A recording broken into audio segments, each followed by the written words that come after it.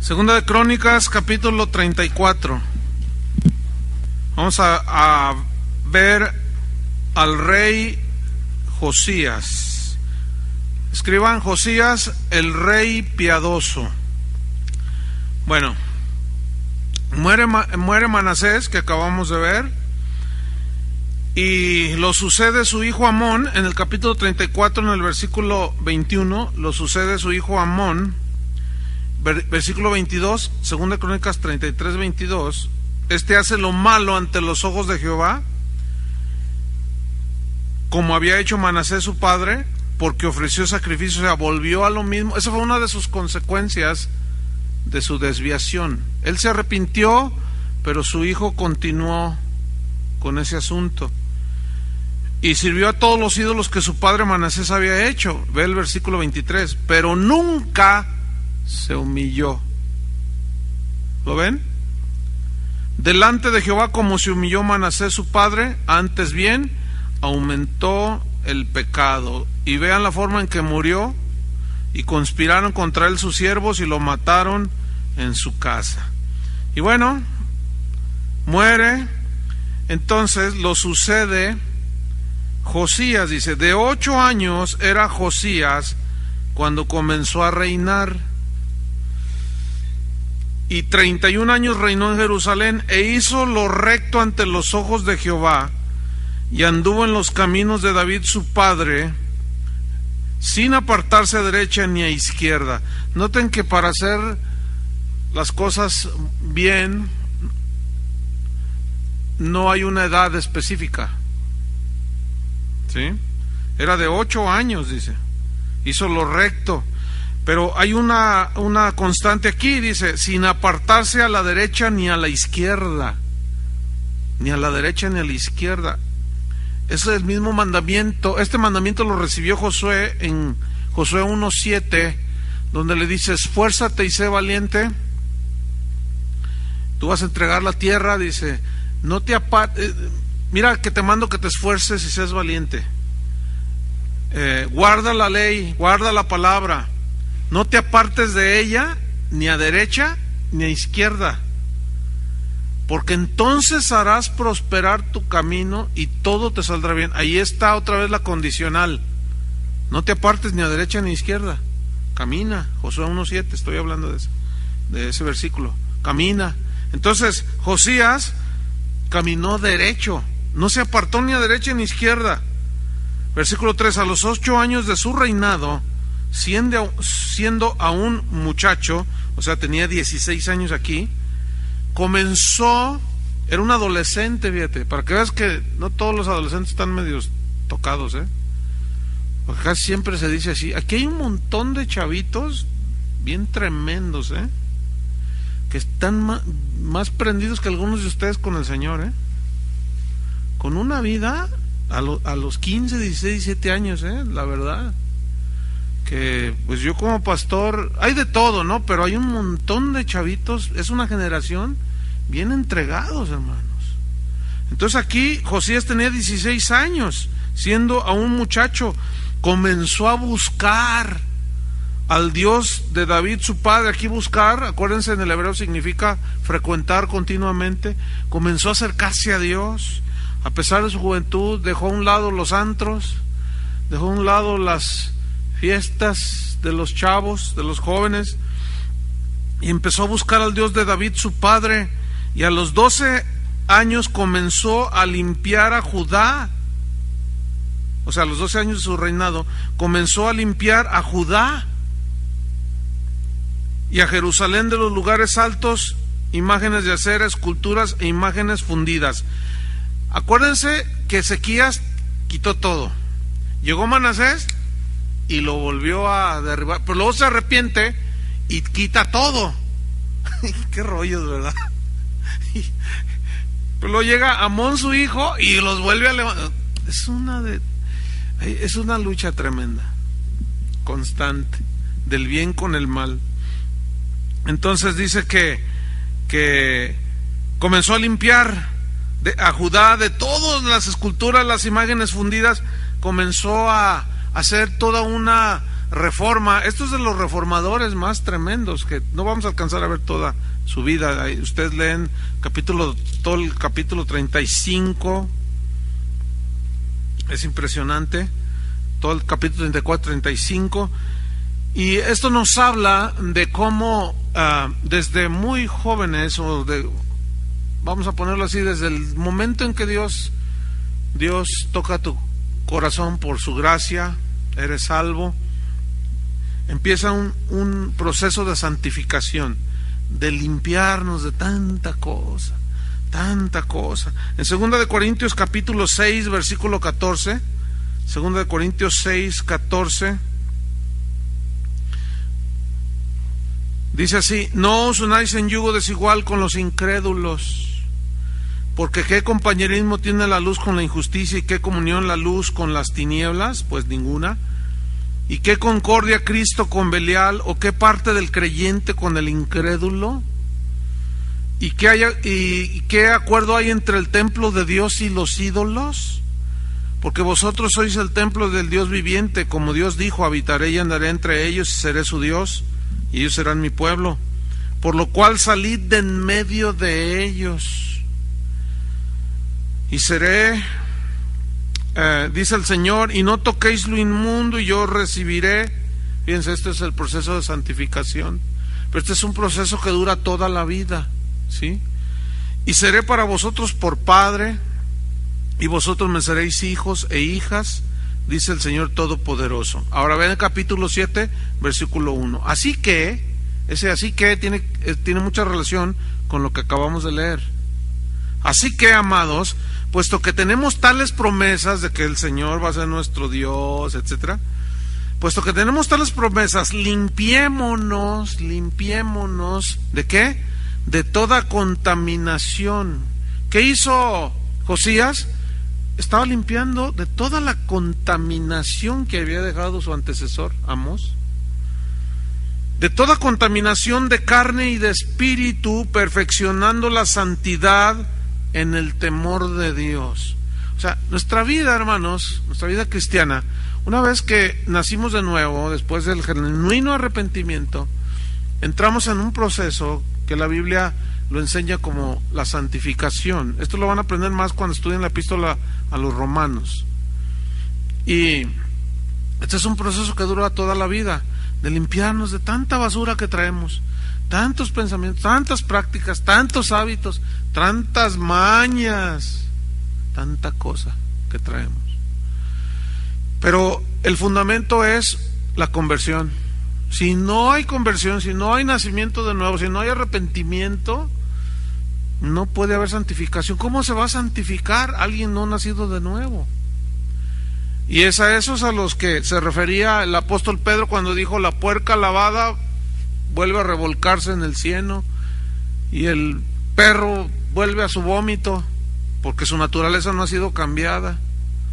Entonces comienza Josías a purificar todo, limpiar, ¿sí? Allí el reino, versículo 4, seguimos en Crónicas 34, y derribaron delante de él los altares de los Baales, delante de él, así como diciendo: que me conste que los están haciendo pedazos. E hizo pedazos las imágenes del sol al cual adoraban, que estaban puestas encima. Despedazó también las imágenes de acera, las esculturas y estatuas fundidas, y las desmenuzó, y esparció el polvo sobre los sepulcros de los que les habían ofrecido sacrificio, como diciendo, imagínate que agarra las cenizas y va al sepulcro y dice: esto es lo que querían, ahí está. O sea, eran prácticas de aquel tiempo, ¿no? Que tenían mucho significado. Eso es lo que querían, ahí está. Porque por culpa de ellos habían trastornado todo un reino. Versículo número 5. Quemó además los huesos de los sacerdotes sobre sus altares. Qué grueso, ¿no? ¿Te imaginas porque los sacó? Los sacó de las tumbas, los exhumó, ¿así se dice? Ay, porque a veces de tanto que habla uno, el otro día quién sabe qué cosa dije, y rápido me corrigieron por internet. Son tremendos. No, pero qué bueno, porque dije una palabra que no existe. Es que de pronto, bien. Entonces, quema los huesos de los sacerdotes y limpió a Judá y a Jerusalén. Y luego vamos hasta el versículo 8. A los 18 años de su reinado, o sea, 18 y 8, ¿cuántos son? 18 y 8, 26. Un jovenazo, así como ustedes. Jovenazo estaba este hombre. A los 18 años de su reinado, después de haber limpiado la tierra y la casa, noten, ¿cuántos años pasaron? Empezó a reinar a los 8 años. ¿Cuántos años lleva reinando? 18. 18 años limpiando. Miren, cuando un pastor entiende este principio, se la pasa limpiando. O sea, a ustedes, pues, del cerebro, todas las ondas que traen acá arriba. Se la pasa uno limpiando. Yo tengo 27 años, casi ya vamos para 27 años, pastoreando esta congregación, limpiando. Y les pongo su clean bebé y toda la cosa, y todo sigo todas las cosas que hacen algunos ahí. Pero no me estoy quejando, al contrario, bueno, pues es mi trabajo. Y aquí está el principio, 18 años trabajando, tumbando, derribando, construyendo, metiéndoles en la cabeza que Dios era al que debían de honrar. O sea, habla de un trabajo arduo, y ahora te presentan los métodos que en 40 días ya tienes todo un líder. Hazme favor. Que un encuentro, un preencuentro y un posencuentro y ya salen unos super líderes. Nada que ver. Sigo leyendo. 18 años limpiando la tierra y la casa. Y envió a Safán, hijo de Azalía, a Maasías, gobernador de la ciudad, y a Joá, hijo de Joacás, canciller, para que reparasen la casa de Jehová su Dios. O sea, tenía tarde que temprano meterle mano, como Ezequías, ¿se acuerdan? Reparar la casa, y era la casa literal. Ahora es la casa de Dios, ustedes, los hijos de Dios. Tiene uno que estarles constantemente reparando. Y justamente una de las cosas, de los significados, en Efesios 4:11, que dice que los apóstoles, maestros, pastores están para capacitar a los santos. Esa palabra, en el griego catartizo, entre otros significados, es restaurar. Constantemente estar limpiando, restaurando, trabajando. Es de toda la vida esto. Y es toda una labor de toda la vida. Y es, por cierto, bastante cansado. Hay pastores, a veces uno como que se desanima. Llegan tiempos, fíjense, en que uno dice, ay, a Pablo le pasó. Le dijo a los Gálatas, se me hace que en vano he trabajado con vosotros. O sea, así como que de pronto, tanto que les he enseñado, tanto que les he dicho, en vano, se me hace que en vano he trabajado. Lo que pasa es que como humanos también de pronto decimos, a mí me ha pasado 20,000 veces. Así, oye Señor, les estoy enseñando bien. Les acabo de decir todo, mira, les acabo de decir que y se fueron al concierto. ¿No entienden tus hijos? ¿Qué más hago, Señor? Tú insísteles. Y ahí se van a aplaudirle al becerro de oro. No entienden las ovejas, son terribles. Entonces a veces les confieso, a veces así me quedo, yo digo, ay Dios. Pero luego ya viene el aliento del Espíritu Santo de nuevo. No desmayes. Ay, entonces, no, sí es cierto, los que les voy a desmayar soy yo con esta bibliota que tengo aquí en mis manos. Les voy a dar de bibliazos. Yo no me canso de darles bibliazos, ¿eh? Bueno, ustedes entienden esta expresión, ¿no? O sea, palabra de Dios, porque, ay Dios. A ver, ustedes, ¿cuántos tienen hijos? Díganme qué día no les dices por lo menos una llamada de atención, a ver. Pues es lo mismo, seguimos. Estoy en el versículo número, ya me perdí. 9. Vinieron estos al sumo sacerdote, o sea, todos los que mencionó el versículo 8, y dieron el dinero que había sido traído a la casa de Jehová. Dinero que trajeron a la casa de Jehová, que los levitas que guardaban la puerta, que estaban allí a la entrada, habían recogido de mano de Manasés y de Efraín. O sea, toda la gente que llegaba habían dado dinero para la casa de Dios, y de todo el remanente de Israel ellos habían hecho una colecta, de todo Judá y Benjamín y de los habitantes de Jerusalén. Versículo 10. Y lo entregaron en mano de los que hacían la obra. Fíjate, ese dinero se recolectó para el mantenimiento de la casa de Dios, porque se requiere de un mantenimiento. Ustedes saben, puro sentido común, que la luz no la regalan, ¿verdad? Pero Dios siempre cuida su obra, fíjense. Cuando nosotros decidimos hacer la escuela bíblica sin cobrar un solo centavo, nos aumentó el costo de operación, son bastantes focos, ¿verdad? Los amplificadores gastan bastante luz. Ustedes van 10 veces al baño, ¿verdad? Y sobre todo las mujeres, ¿verdad? Se peinan ahí y abren la llave y se vuelven a peinar, y entonces todo eso lo cobran, ¿verdad? Y nosotros nunca vamos a cobrar un solo centavo por enseñar la palabra de Dios, pero nos aumentó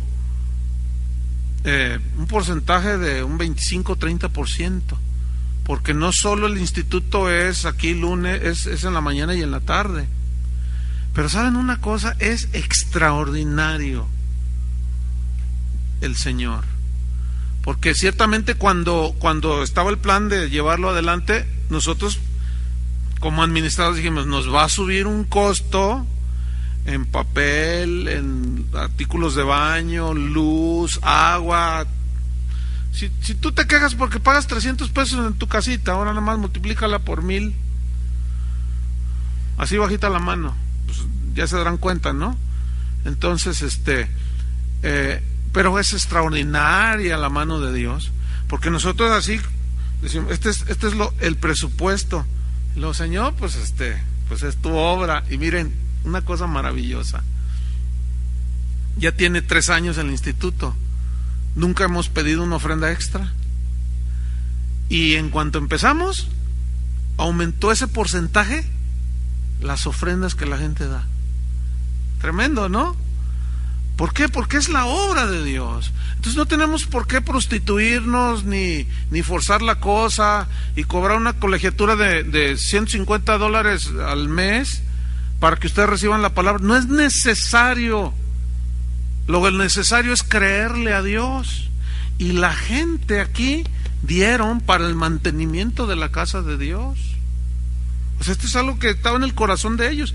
Pero sigamos leyendo. Dice el versículo 10, dice que el dinero lo entregaban en la mano de los que hacían la obra, que eran mayordomos de la casa de Jehová, los cuales lo daban a los que hacían la obra, ya así material, y trabajaban en la casa de Jehová para reparar y restaurar el templo que estaba en ruinas. Daban asimismo a los carpinteros y canteros. O sea, los canteros no son los que cantan, porque hay, hermanos, el otro día una predicadora allá en los Estados Unidos, hermano, esto me lo contó un pastor que la había invitado a su congregación y que dijo, hermanos, les voy a hablar sobre los celos, y agarró un versículo allí de Cantares donde dice que estaba ahí el amado atisbando por la celosía, dice, y atisbaba por celos, dice. La celosía es mala, hermanos, y ay, Dios.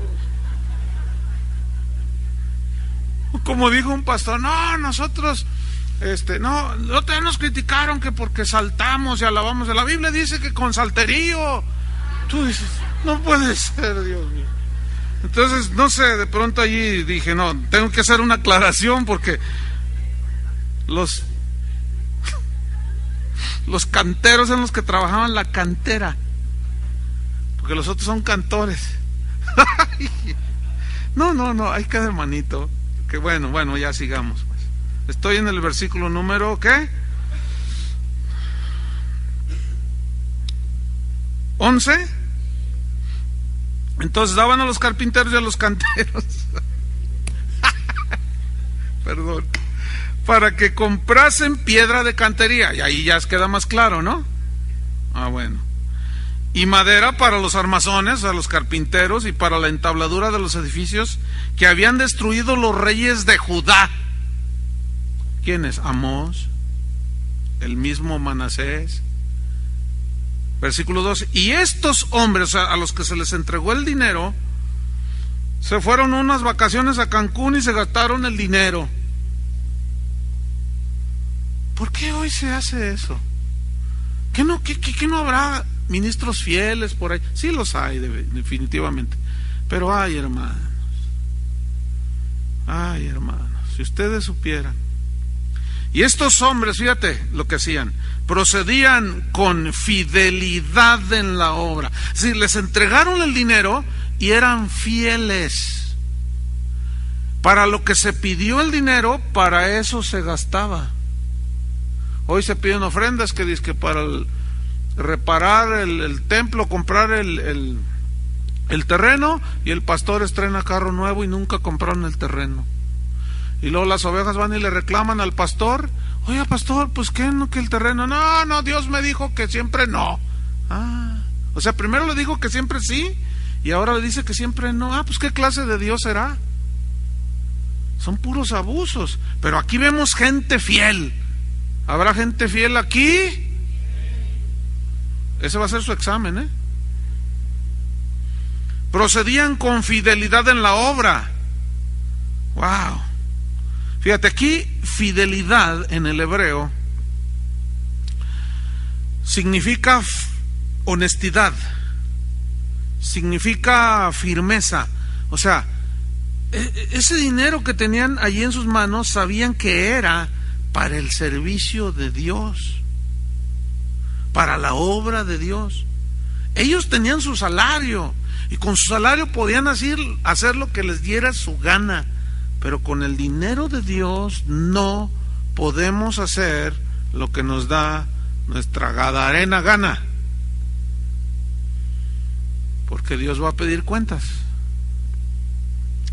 Entonces, aquí fidelidad significa firmeza, honestidad, significa verdad. O sea, eran hombres de verdad, fieles. Vamos a ver Proverbios 12, versículo 22.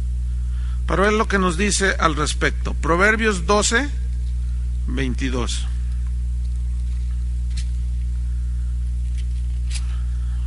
Dice así: los labios mentirosos son abominación a Jehová, pero los que hacen verdad son su contentamiento. Si tú eres una mujer de verdad, íntegra, honesta, eres el contento de Dios. ¿Cómo la ves? Si eres un varón, si eres un hombre de verdad, firme, honesto, alegras el corazón de Dios. Aquí dice: son el contentamiento del Señor los hombres, las mujeres de verdad. Proverbios 11, versículo 28.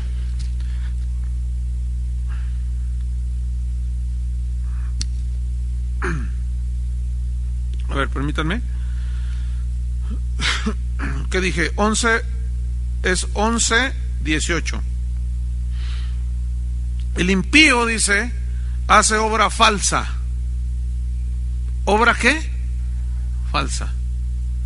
Te dice que le metió, lo mandaste a construir un cuarto y dice que le metió de varilla de 1 pulgada y le metió un alambre allí.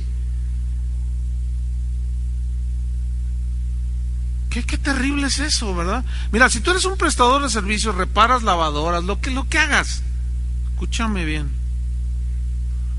Si tú transas a la gente y le das gato por liebre. Una vez fui un hermano, hace muchos años de esto: pastor, yo tengo un taller mecánico y cuando quiera cambio de aceite, hermano, yo se lo hago bien. Y me insistí, entonces un día hacía falta y dije, bueno, voy a ir ahí con el hermano. Entonces, ya me hizo el cambio y le pagué, porque yo no acepto cuando algún hermano tiene algún servicio, la gente piensa que porque uno es el pastor se lo tiene que regalar. No, porque de eso viven, y a mí no me molesta para nada que me cobren, nada más que me molestó otra cosa. Le dije, ¿cuánto te debo, hermano? No, pues tanto, y le pagué. Bueno, ya me fui. Entonces me fui y empezó a fallar el carro, algo mal. Entonces lo llevé, pero a otro lugar, lo revisaron. Entonces me dice, oiga, me dice, su auto necesita cambio de aceite. Le digo, no, ayer se lo cambié, antier se lo cambié. No, dice, mire, venga. Y saca la varilla y estaba más negro que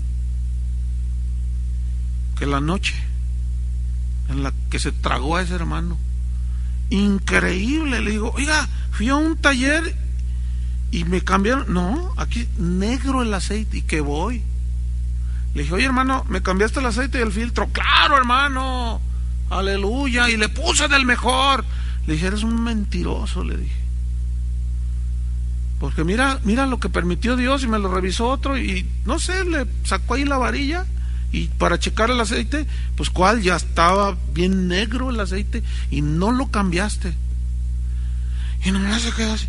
No, hermano, le digo, ¿sabes qué? Adiós, ahí nos vemos. Nunca se disculpó, nunca pidió perdón, y quién sabe dónde ande. Todo por un triste 5 litros de aceite. Si tú eres carpintero y el famosísimo adelanto, escúchame bien, no te lo gastes, por favor. Ya párale. Es una de tranzas y de tranzas. Por eso viven como animales algunos, perdón la expresión, se oyó feo. Pues por más que Dios les enseña y les dice, y no, ahí van con sus tranzas. Ya, hermanos, rectifiquen, hagan las cosas bien, no trancen a la gente. Por favor, digan sí, alguno, aunque sea. Ya ve cuánto trance había aquí. Los que nos oyen, bueno, no somos perfectos, ¿verdad que no? Ya ven, reconocemos. Sigo leyendo, versículo número, estoy en el 12. Entonces, ¿cómo obraron estos? Con fidelidad. ¿Sí? 1 Corintios 4:1. Vamos a ver qué nos dice allí. 1 Corintios 4:1.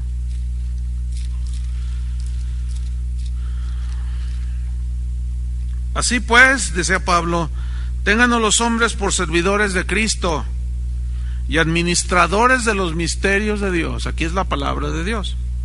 Ahora bien, se requiere de los administradores que cada uno sea hallado, ¿cómo? Fiel. Se requiere fidelidad. ¿Qué va a premiar Dios aquel día? La fidelidad, hermanos. Una vez alguien me comentaba una anécdota que vino a mi mente cuando estaba estudiando esto, de que, bueno, llegó el momento en que el Señor entregaba las recompensas y los premios allá en el cielo, ¿no? Entonces, dice, Chuy García. Entonces pasa Chuy García, ¿no? Y pues le entrega estaba ahí bien contento Chuy García, ¿verdad? Y luego, Toño Ortiz. Y luego pues ya pasó, y pues su galardón así más grande, ¿verdad? Chuy Olivares. Y ay, pasé así más grande. Pero luego dice que el Señor dice, la hermana Juanita González, y pasa una viejita, ¿no? Y le entrega uno de este tamañote. Entonces Toño me ve, y Chuy y yo, y le decimos así, oye, Señor, pero ¿cómo a la hermana Juanita? Dice, sí, es que ella fue la que sostuvo el ministerio. Todo lo que ustedes hicieron fue por la oración e intercesión de ella.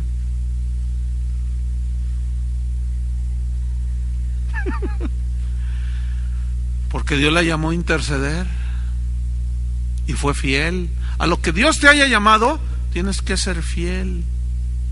Hay directores de alabanza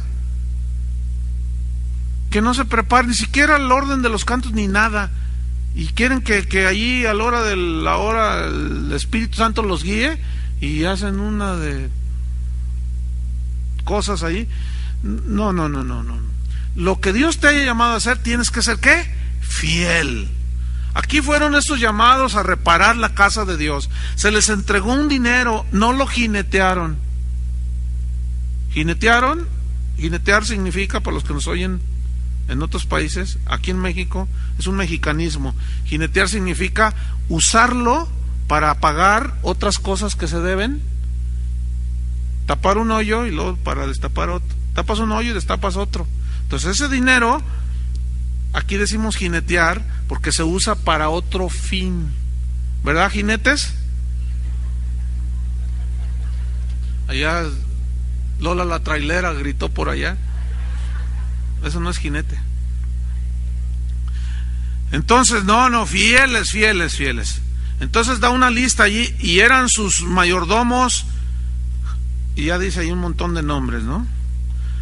Para que activasen la obra, en el mismo versículo, y de los levitas, todos los entendidos en instrumentos de música. Fíjate cómo no pusieron a ningún improvisado, ¿eh? ¿Pusieron a quién? A los entendidos, ¿verdad? Versículo 13, también velaban sobre los cargadores, o sea, los cuidaban, que no cargaran con lo que no era de ellos. Y eran mayordomos de los que se ocupaban en cualquier clase de obra, o sea, estaban ahí revisando, echando ojo porque ¿ven desde cuándo existen las tranzas? Tiene que haber cuidadores fieles. Y de los levitas había escribas, gobernadores y porteros. Versículo 14. Y al sacar el dinero que había sido traído a la casa de Jehová, el sacerdote Hilcías, vean lo que sucede aquí, halló el libro de la ley de Jehová dada por medio de Moisés. ¿Qué habían hecho? Lo habían guardado. Como hoy muchas iglesias tienen la Biblia guardada, está empolvada, no la abren, no la estudian. Versículo 15. Y dando cuenta Hilcías, dijo al escriba Safán: yo he hallado el libro de la ley en la casa de Jehová. Y dio Hilcías el libro a Safán, y Safán llevó el libro al rey, o sea, a Josías, y le contó el asunto. Fíjate que estábamos así, y nos encontramos esto, diciendo: tus siervos han cumplido todo lo que les fue encomendado, fieles. Han reunido el dinero que se halló en la casa de Jehová, y lo han entregado en mano de los encargados y en mano de los que hacen la obra. Han sido fieles, hemos cuidado que se utilice bien todo ese dinero. Además de esto, declaró el escriba Safán al rey, diciendo: el sacerdote Hilcías me dio un libro, ni siquiera sabía qué era. Me dio un libro, dice, y leyó Safán en él delante del rey. O sea, me dio un libro, nos encontramos un libro allí. Y Josías así como, ¿qué se encontraron? Un libro. Claro, eran pergaminos, dice ahí libro, pero se entiende que eran pergaminos. Y luego dice: luego que el rey oyó las palabras de la ley que Safán estaba leyendo, rasgó sus vestidos. ¿Por qué? Porque dijo: ¿qué hemos hecho? ¿Qué hemos hecho con la palabra de Dios? Señor, ¿qué hemos hecho? Mira, esto mismo le está pasando a un montón de gente alrededor del mundo cuando se expone a la enseñanza de la palabra de Dios. Hagan de cuenta que el libro en muchas iglesias está cerrado, y de pronto se lo encuentran y empiezan a escuchar. La rasgadura de vestidos era literal, lo agarraban de aquí y así, que era un símbolo o una reacción a algo que vituperó a Dios. El rasgar las vestiduras era algo como un signo de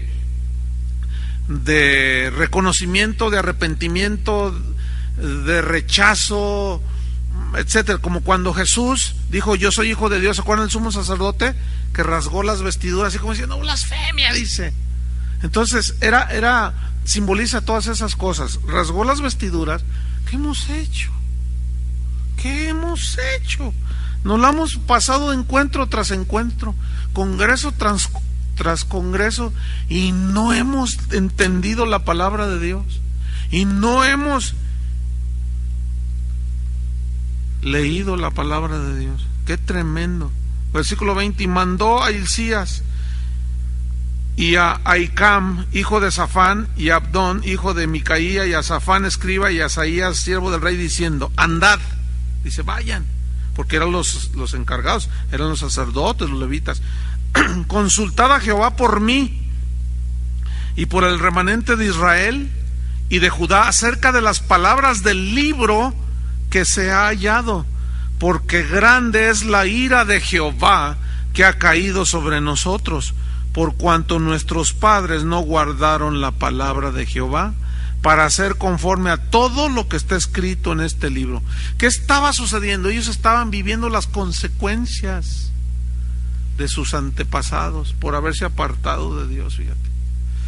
Versículo 22: entonces Hilcías y los del rey fueron a Hulda, profetisa, mujer de Salum, hijo de Tikva, hijo de Aras, guarda de las vestiduras, ese era su ministerio, la cual moraba en Jerusalén en el segundo barrio, y le dijeron las palabras antes dichas.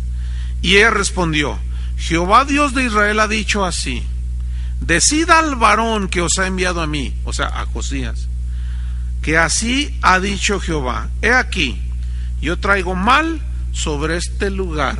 ¿Como consecuencia de qué? De todo, de lo que habían hecho sus antepasados. Sigo leyendo.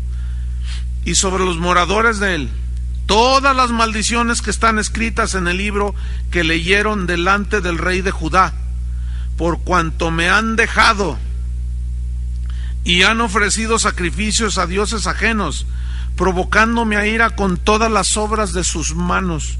Por tanto se derramará mi ira sobre este lugar y no se apagará. Eso se llama la justicia de Dios. Cuando se viola su palabra es necesario el castigo o la disciplina, en este caso. Nuestros pecados ya han sido juzgados. Se aplicó la justicia de Dios en Cristo. Cristo es nuestra justicia. Pero quiero que noten lo que sigue. Mas al rey de Judá, que os ha enviado a consultar a Jehová, así le diréis: Jehová el Dios de Israel ha dicho así: por cuanto oíste las palabras del libro, y tu corazón se conmovió, y te humillaste delante de Dios, al oír sus palabras sobre este lugar y sobre sus moradores, y te humillaste delante de mí, y rasgaste tus vestidos, y lloraste en mi presencia, yo también te he oído, dice Jehová, y he aquí que yo te recogeré con tus padres, serás recogido en tu sepulcro en paz, y tus ojos no verán todo el mal que yo traigo sobre este lugar y sobre los moradores de él. Y ellos refirieron al rey la respuesta. Ahí está lo que yo les dije en la primera clase. ¿En quiénes se aplican las maldiciones? En los que están alejados de Dios, en los que se rebelaron contra Dios. Pero escuchen bien, fíjense, le dice: tú te humillaste. Cuando alguien nace de nuevo, en ese momento, ¿qué se corta? Todo. Las cosas viejas pasaron. Y aquí todas son hechas, ¿qué? Nuevas. Ahora, las maldiciones en ese sentido por el pecado de sus padres, de nuestros padres Pero, por ejemplo, aquí es donde yo explicaba un poco la clase pasada. Aquí es donde algunos se confunden. Porque ciertamente traemos secuelas como las consecuencias de todo el desastre que vivimos en el hogar. Divorcio, abusos, cuanta cosa. Pero escuchen, una vez que naces de nuevo, comienza el proceso de santificación y de restauración, que no es de la noche a la mañana, que tampoco se logra por una oración de liberación. ¿Entendieron eso? Tampoco. Es un trabajo arduo de formación, yo lo expliqué en la clase pasada. un trabajo arduo, ¿sí? De día tras día, tras día, tras día, porque traemos un montón de hábitos, traemos un montón de tendencias, traemos un montón de costumbres, y las confunden con las supuestas maldiciones generacionales, que esas, repito, quedaron anuladas en la cruz del Calvario. Amén. Sin embargo, a pesar de que nuestros pecados fueron perdonados, arrastramos consecuencias, que esas hay que confrontarlas, ¿de acuerdo? Y esas, con la ayuda y la gracia del Señor, nosotros salimos adelante, y es ahí la transformación. Ahora, ¿por qué vino sobre ellos el enojo de Dios y el castigo? Porque no se arrepintieron. Sin embargo, Josías, la persona que le fue enviada, le dice: ve y dile que con él no, fíjate. O sea, él va a morir en paz, por cuanto se humilló, se conmovió delante de Dios, y Dios oyó sus palabras. Te humillaste delante de mí, rasgaste tus vestidos, lloraste en mi presencia, igual que Manasés, ¿se acuerdan? Porque el corazón contrito y humillado no despreciarás tú, oh Dios. Entonces, versículo 29, el rey envió y reunió a todos los ancianos de Judá y de Jerusalén. La misericordia de Dios es ¿para quiénes? Para los que se arrepienten. Ahora, cuando un hijo de Dios, cristiano, vamos a ponerlo así, nacido de nuevo, anda en sus cosas, se sale de la voluntad de Dios, anda en sus propios caminos, viene quebrantamiento de parte de Dios, porque Dios al que ama, ¿qué? Disciplina. Y ahí es otro aspecto, ahí es la disciplina, que algunos confunden con maldiciones generacionales, porque Dios disciplina de muchas maneras,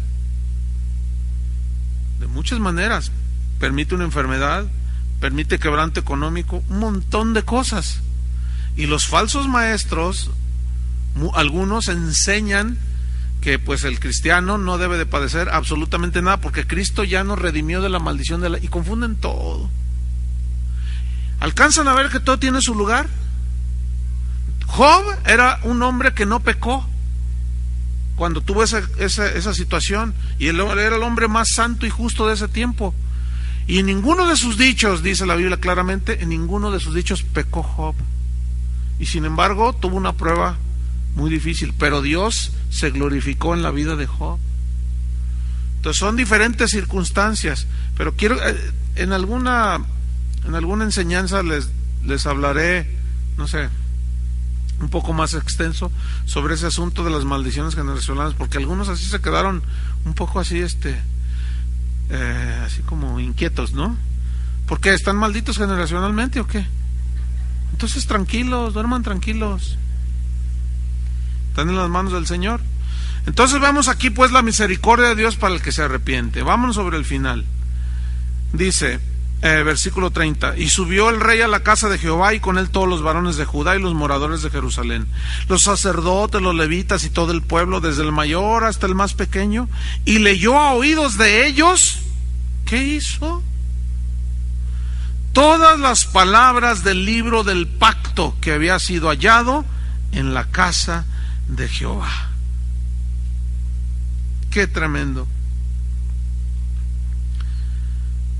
Y estando el rey en pie en su sitio, hizo delante de Jehová pacto de caminar en pos de Jehová y de guardar sus mandamientos, sus testimonios, sus estatutos, con todo su corazón y con toda su alma, poniendo por obra las palabras del pacto que estaban escritas en aquel libro.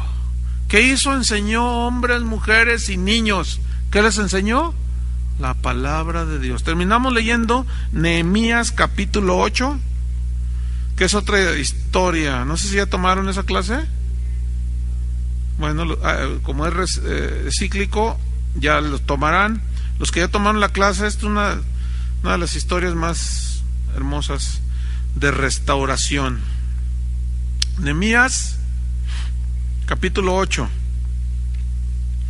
versículo 1. Aquí también es un tiempo de restauración, Pasa lo mismo. Bueno, ahí llegaron del cautiverio de Babilonia. Se juntó todo el pueblo, Nehemías 8:1, como un solo hombre en la plaza que está delante de la puerta de las aguas, y dijeron a Esdras, el escriba, que trajese el libro de la ley de Moisés, la cual Jehová había dado a Israel. Y el sacerdote Esdras trajo la ley delante de la congregación, así de hombres como de mujeres, y de todos los que podían entender, el primer día del mes séptimo. Y leyó en el libro delante de la plaza que está delante de la puerta de las aguas, desde el alba hasta el mediodía, aproximadamente desde las 6 de la mañana, en ese momento, hasta el mediodía. ¿Cuántas son? Y son 6 horas. 6 horas leyéndoles la palabra de Dios. Versículo, ¿en cuál estoy? 3. Y leyó el libro delante de la plaza. 4. Y el escriba Esdras estaba sobre un púlpito de madera que habían hecho para ello, y junto a él estaban, allí da una lista de hombres fieles que estaban ahí avalando que se leía la palabra del Señor. Versículo 5. Abrió pues Esdras el libro a ojos de todo el pueblo, porque estaba más alto que todo el pueblo en un púlpito, y cuando lo abrió todo el pueblo estuvo atento. Mira qué historia.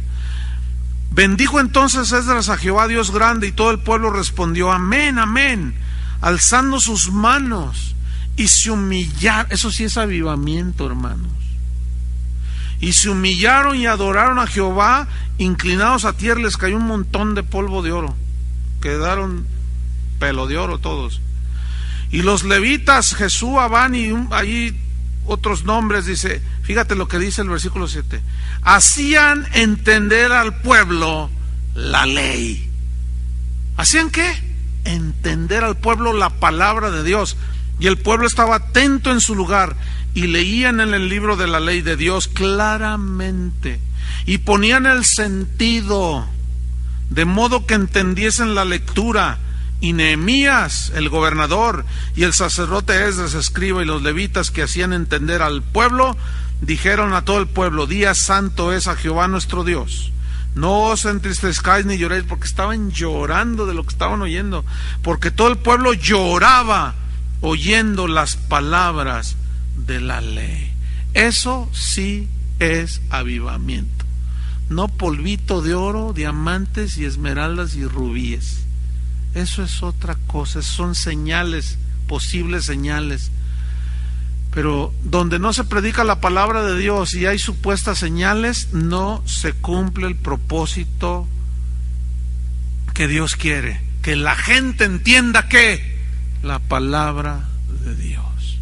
Por eso se tiene que leer claramente, se tiene que explicar con claridad para que la gente sepa y entienda. Entonces, como la entendieron, lloraban.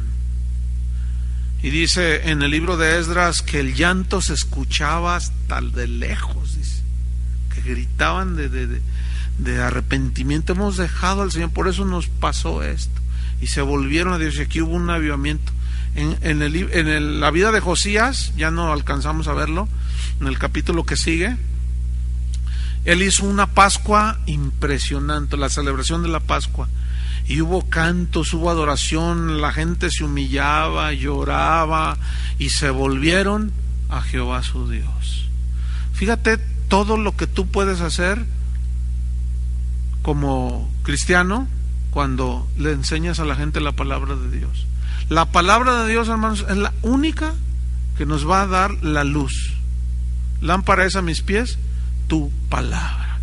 No prediquen rollos ni cosas extrañas. Prediquen ¿qué? La palabra de Dios. Amén. Señor, te damos gracias por este curso. Gracias porque nos diste ese privilegio, Señor. Nos diste el tiempo, pusiste el querer como el hacer, y hemos aprendido muchas cosas, Señor. Pedimos que tu palabra, Señor, que aprendimos en estos meses, quede bien grabada en nuestro corazón. El verdadero examen es allá afuera, Señor, donde debemos de darte una respuesta. Señor, yo te pido que cada uno de los estudiantes de tu palabra, tus discípulos, hayan sido edificados con la enseñanza de la palabra de Dios, tu palabra, Señor. En el nombre de Cristo Jesús, te damos las gracias, Señor.